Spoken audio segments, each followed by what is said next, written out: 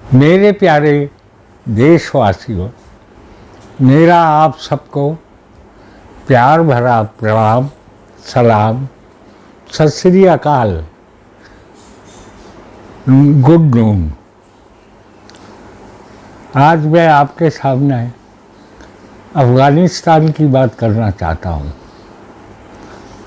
अफ़गानिस्तान को हम अपना ही एक मानते रहे हमेशा से।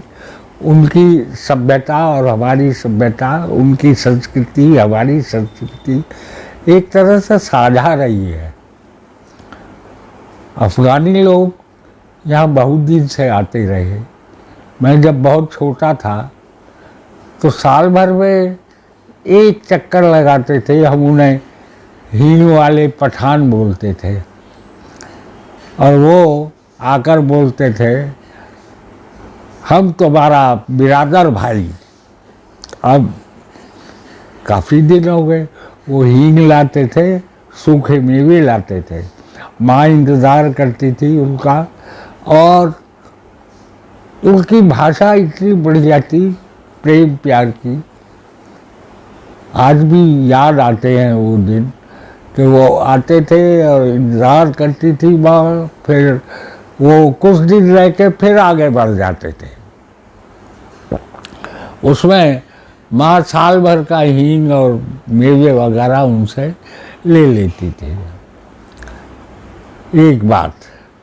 दूसरी बात, हमारे घर में शुरू से ही एक स्नो लगाई जाती थी। उसका नाम था अफ़गान स्नो। बेहद मशहूर क्रीम थी वो। मैं भी उसका कभी कभी इस्तेमाल करता था। तो ये इस तरह की एक साझा संस्कृति की बात है। तो हम लोगों को ये एहसास हो रहा है, ये महसूस हो रहा है कि अफ़गानिस्तान में ये तालिबान नाम का एक आतंकी संगठन है। आतंकी तो आतंकी होता है, उसका कोई मज़हब वगैरह नहीं होता है। वो कहने को चाहे कुछ भी कहे। और अफ़गानिस्तान का हमारे देश पर भी असर पड़ेगा। लेकिन हमें अपने प्रधानमंत्री, आदरणीय प्रधानमंत्री मोदी जी पर पूरा विश्वास है। वो भारत के प्रतीक है। वो ज़रूर इसका कुछ ना कुछ हल निकालेंगे। हाँ, मैं एक बात ज़रूर कहना चाहता हूँ, ये संयुक्त राष्ट्र संघ किस मर्द की दवा है? ये राष्ट्रों की जब समस्याएं उठती हैं तो एक तरह से ये खामोश ही रहता है।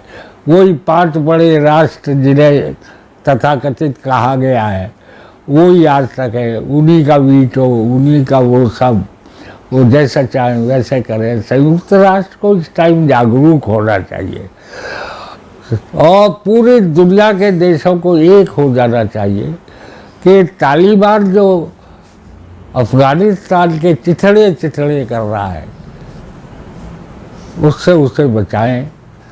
बड़ा अजीब लगता है, ये कत्ल करते हैं, औरतों के कोड़े मारते हैं, और फिर मनोरंजन है इनका। वो राइफल हाथ में लेके, बंदूक हाथ में लहरा के ये डांस करते हैं, नाच करते हैं, बच्चों पे जुल्म करते हैं, औरतों पे जुल्म करते हैं।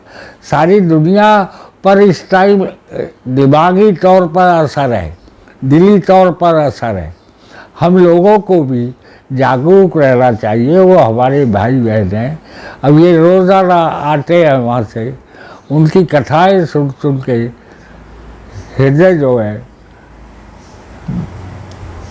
टूट जाता है, टूक हो जाता है। मैं कितना बोलूँ, रोज़ देखता हूँ, देखा नहीं जाता।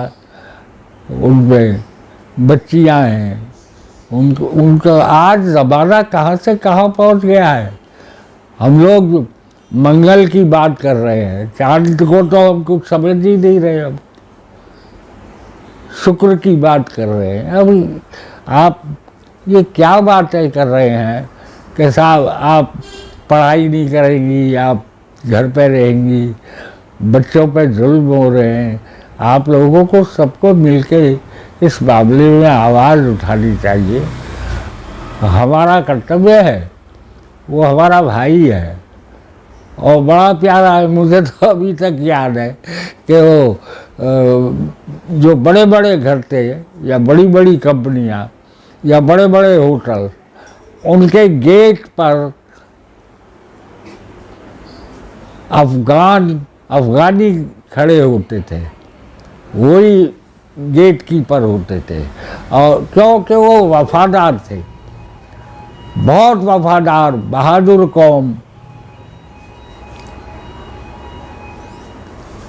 एक दूसरे से मोहब्बत करने वाली कौम, सिखाने वाली कौम। समझ नहीं आता ये क्या हो रहा है। हमारे आदरणीय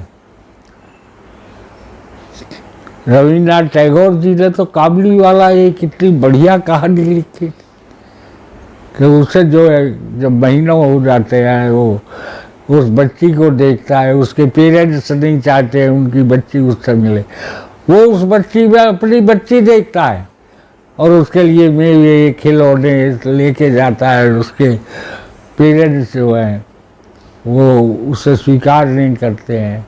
एंड में उन्हें अपनी गलती मालूम होती है, वो अपनी त्रुटि को सुधारते हैं। तो क्या बढ़िया फिल्म बनी थी, बिमल रॉय जी ने बनाई थी, काबुली वाला। बलराज साहनी ने उसमें एक्टिंग किया था और क्या गीत था वो, ऐ मेरे प्यारे वतन, ऐ मेरे बिछड़े चमन, तुझ पे दिल कुर्बा। और आज मैं यही सोचता हूँ, ये मोहब्बत वाले दिल वाले लोग आज इतने कष्ट में हैं। उनके कष्ट में हमें भावनात्मक तौर पर ही नहीं, हर तरह से उनका सहयोग करना चाहिए।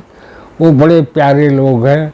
अफ़गानिस्तान को प्यार दो, खड़े हो जाओ, सारी दुनिया वालों खड़े हो जाओ और अफ़गानिस्तान की संस्कृति, उसके प्यार, उसकी मोहब्बत, उसका बड़ा समृद्ध और संपन्न देश है। आप जो है बहुत खनन है वहाँ पर, इसलिए ये दुनिया वाले इधर उधर करते हैं उसको बेचारे को। वो बेचारा नहीं है, वो बहुत बहादुर कौम है। इस कौम को बचाना होगा, अफ़गानिस्तान को बचाना होगा। आप सबको आगे आना होगा, सारी दुनिया को आगे आना होगा, आवाज़ उठाना होगा, आवाज़ उठाना होगा। अफ़गानिस्तान जिंदाबाद।